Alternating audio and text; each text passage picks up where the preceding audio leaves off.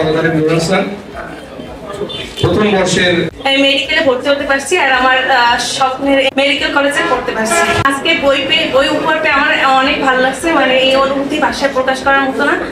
Centrally একটা 1000 বেডের হাসপাতাল তৈরি করব এবং প্রতিটা বিভাগে আমরা সেই আলোকে একটা করে হাসপাতাল তৈরি হবে, সেটার কার্যক্রম আমরা হাতে নেওয়া হয়েছে।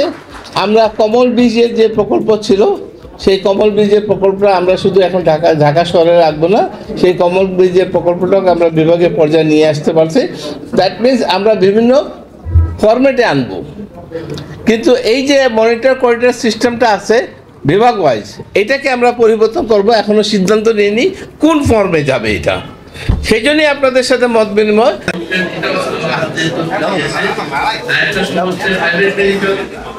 কথা বলে তারপরে আপনাদেরকে সুযোগ দেব। আপনারা তো আমাদের সম্মানিত প্রধান অতিথিকে এবার ফুল দিয়ে শেরবাংলা মেডিকেল কলেজ ফ্যামিলি মানে ইকোনমিক্যাল স্ট্যাটাস খুবই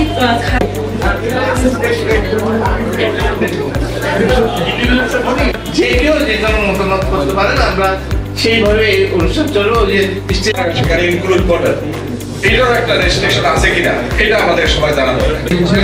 শিক্ষক সমিতি শেরবাংলা মেডিকেল কলেজ নির্বাহী পরিচালক অধ্যাপক ডাক্তার কর্মধারী নুরুল হাসান প্রথম বর্ষের মেডিকেলে ভর্তি হতে পারছি আর আমার স্বপ্নের মেডিকেল কলেজে পড়তে পারছি। আজকে বই উপহার পেয়ে আমার অনেক ভালো লাগছে, মানে এই অনুভূতি ভাষায় প্রকাশ করার মতো না।